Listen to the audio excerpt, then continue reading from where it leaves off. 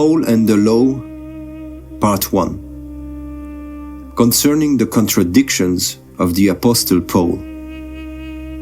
When we analyze the Apostle Paul's relationship to the commandments of Elohim, it is worth starting from the words spoken by another apostle, who from the outset drew our attention to the problem of the erroneous interpretation that the people make from the statements of his colleague.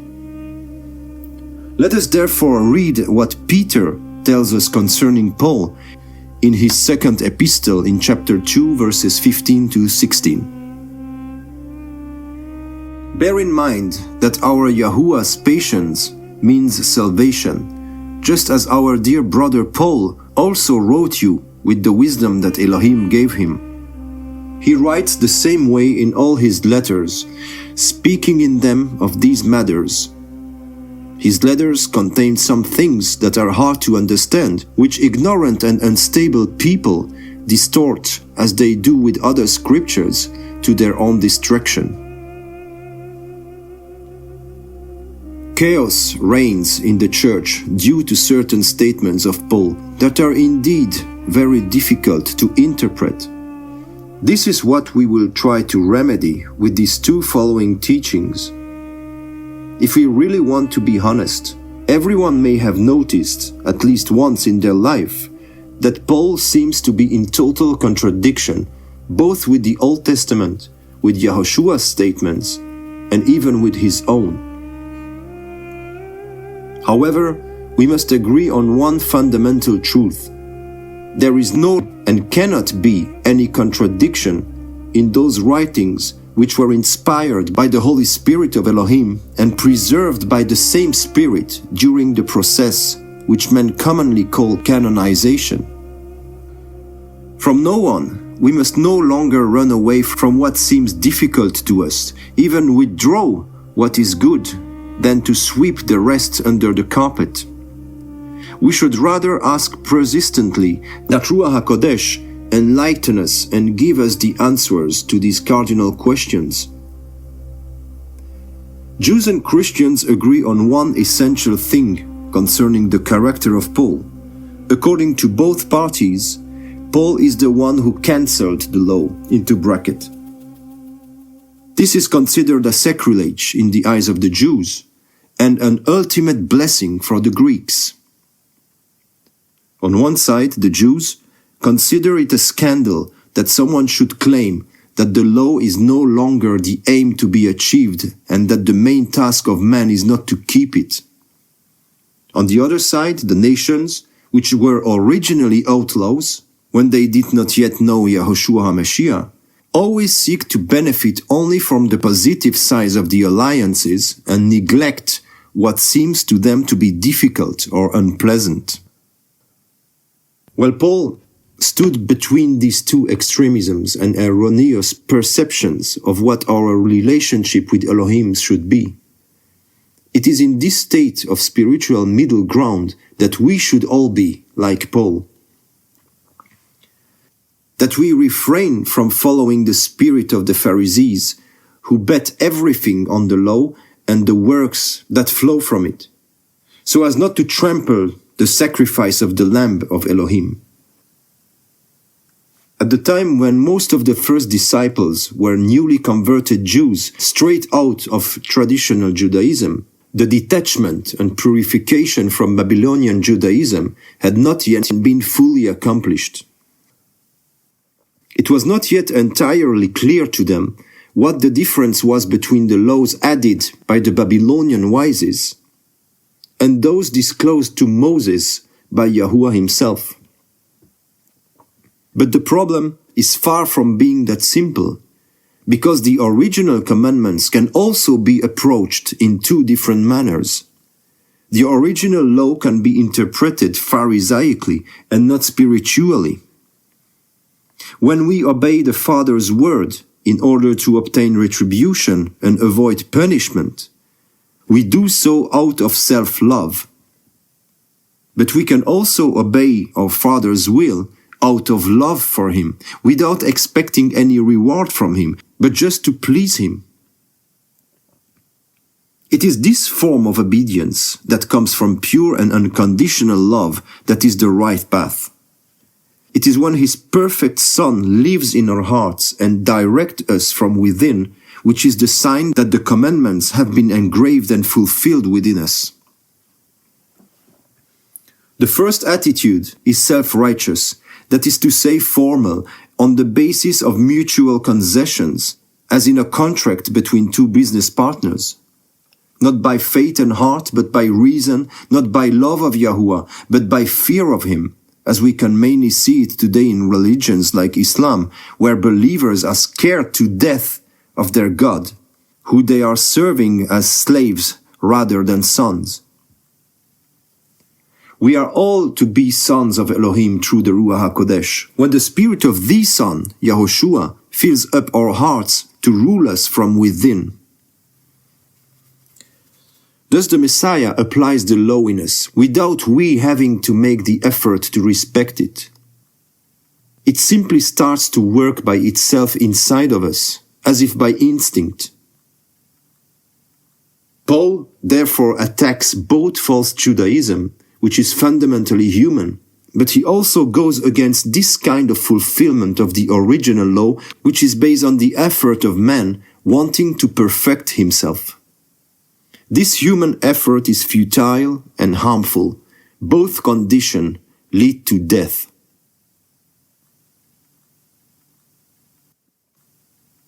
Why does Paul contradict Yahushua? We are no longer under the law versus not a iota will pass from the law. So let's start from a fundamental principle that we all must apply in all circumstances. If there is any contradiction between the words of Yeshua and those of any other character in the Bible, the standard is always what Yahushua says. If we don't understand, let's not cling to what is most sympathetic to us or what theologians have put in our heads over the centuries. Until we are wise and spiritually mature enough to understand Paul's words, which are indeed often very difficult to understand, we must hold very firmly and exclusively to the word of Yahushua and act accordingly, for no evil can result from that. Then, when we reach the level of maturity and sufficient obedience, we realize that ultimately Paul never contradicted Yahushua. The big difference between them was that unlike Yahushua's message, Paul's message was primarily aimed to people who were already born again and were of very different spiritual ages and states. Yahushua was in a kind of simpler situation, one might say, since everyone was on the same spiritual level and no one had yet been born again and received the Holy Spirit.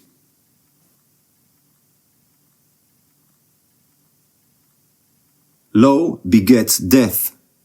The law is a dangerous weapon, like a knife.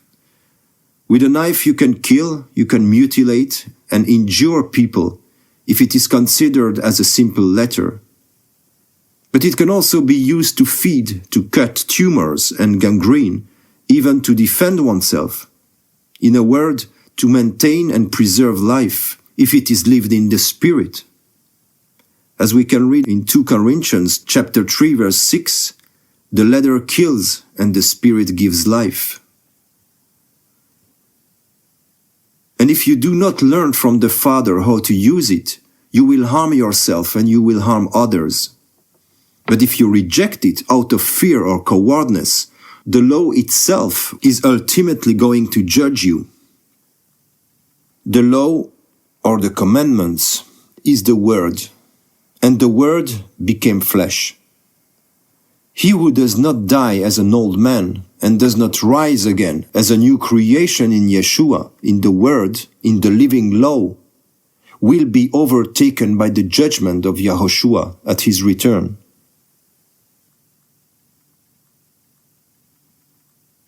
The question of the week. The root of all that seems contradictory in what Paul says is the concept of weakness. He puts all laws and commandments of Elohim to the background for the weak, for those who are still children in spirit. so that we do not burden them with things that do not yet concern them. The subjects which concern the elder ones must not be treated in the ears of the youngest, so that no false custom, dogma, and other traditions come to veil the heart of the children. If they would force themselves to do things instead of letting the Messiah shape them from within, it would only lead them away from the spirit of the Messiah. Because the law of life and love prevails over all others. If a law has been re-established in us, and which has not yet been re-established in our neighbor, let us avoid teaching them to obey it, because instead of leading them forward on the path of sanctification, we would put them under the curse of the law again.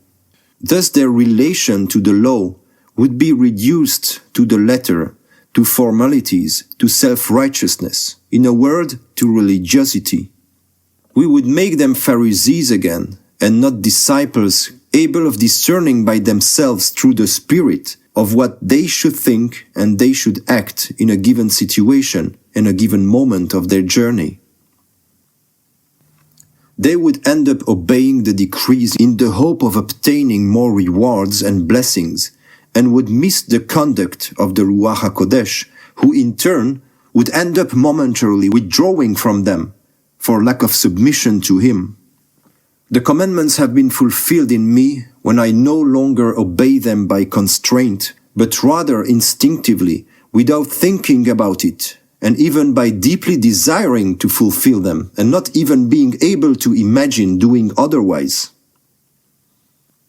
It is good to be able to resist temptation, but if the problem is not solved at the level of the Spirit, and we obey the will of Elohim only at the cost of internal struggles, sooner or later big problems will arise in our spiritual life. What I still have to resist when I am already born again is a sin from which I am not yet free. It is therefore necessary to get rid of it, to clean it, so that the power of the Messiah does not stop progressing in me. This mechanism is nothing more than the process of sanctification. Because sin is the root of all disorder and all hindrances. Only the law is able to expose those sins. And Yahushua can free us from sin by applying the commandments, because he is the high priest who executes judgment against sin in our hearts on the level of our minds and spirit. We are the temples of his Spirit, and he ministers in us as the high priest, according to the order of Melchizedek, and according to all the commandments concerning the high priests, which have long since been disclosed in the Torah. But instead of calves, of heifers, of goats, and other animals, he burns our remaining sins through the execution of the law at the spiritual level. This process can manifest itself at the level of our relation with our environment in the visible world. For example, relations die, others revive or arise, links are broken, others are strengthened, hostile people suddenly change their attitude towards us, our living conditions stabilize or even improve, etc. But I am thinking here above all of the internal problems of our person, which like obstacles prevent us from moving forward. At the root of all sin is the breaking of a law. In the long run, this involves death if we do not detach ourselves from sin, but can also beget life if the Spirit of the Messiah frees us from it. It is by letting Yahushua apply the sentence against sin that is in me that he frees me from it at the same time. So it is he, Yahushua, who takes the place of sin in my heart, so that his law will henceforth be applied in and through me. I will then obey the order given, because it is living inside of me and acts by itself without effort, like breath that gives life. As we have discussed this topic in several other writings, The law, as we read it in the 10 words or commandments, are promises. They were not written in the imperative mode in the original Hebrew, but in the future tense. If he lives in us and we live in him, then we shall not steal, kill, cheat, and fornicate, because we will no longer want to.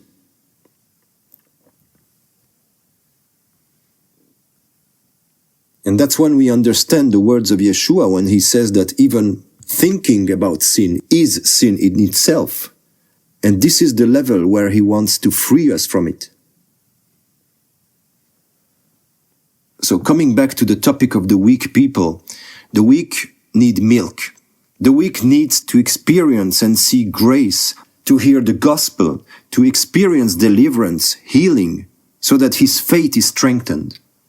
Then he will gradually begin to hunger for more and more solid food. In addition to the 5 fundamental laws that Paul lists for us in Acts chapter 16:29, consumption of blood, drowning animals, fornication, etc., that everyone must apply from the start, sooner or later you must have the curiosity to learn what the Word contains, including the commandments found in the 5 books of Moses. If we want to know the essence of the Messiah more and more in depth, then we must let this process begin. And while masses of teachers preach the denial of the law, still greater masses of believers are deprived from this curiosity and the ability to go in search of solid food by themselves, not through teachers, but independently as spiritual adults, through the direct guidance and teaching of the Ruach HaKodesh. When according to the promise, we no longer teach one another, as we can read in Jeremiah 31 and Hebrew chapter 8. Because we all have to reach this level of spiritual maturity, thus letting the Ruach HaKodesh fulfilling this promise in us, and stop teaching our own spiritual children when they also became adults like us.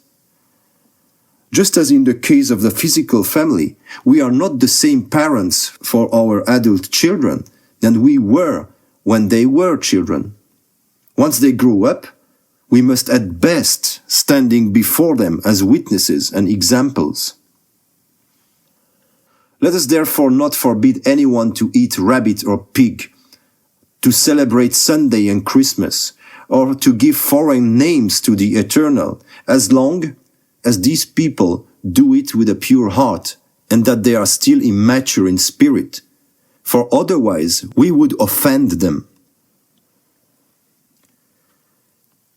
Because if they would listen to us and return to the originals, to what is holy, but it is not Ruach HaKodesh who restores these questions in their hearts, and at the appropriate time, but rather me, and at the level of his intellect, then I would have worked in vain. Because you should know that it is possible to be saved even by drowning in pork, if the Savior catches us in time and we say yes to him. No one should try to force or accuse anyone who out of purity of heart does not yet comply with a decree that has already become important and natural for us. But if you are no longer part of the weeks, because you are already an adult, or at least mature enough to move on to more serious things, then stop playing the child and pretending not to be concerned with all the word of Elohim. Because if you keep shying away and refusing to know and obey the law, you'll end up in big trouble. From a certain age, we can also be beaten with sticks if we continue our childishness. In our ministries, we are not allowed to play little Christs, judging the weak, but to present the merciful Yahushua to them. Because the time of the return of the Messiah who judges had not yet arrived. The time of grace is still going on, but although the law remains eternal and valid, anyone who preaches otherwise is preaching a foreign gospel.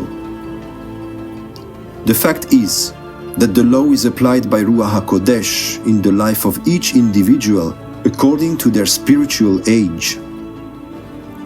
Returning to the Torah is an act of suicide in itself, but not coming back to it is just as suicidal. Returning to the Old Testament by bypassing Shavuot, the Pentecost, leads to death.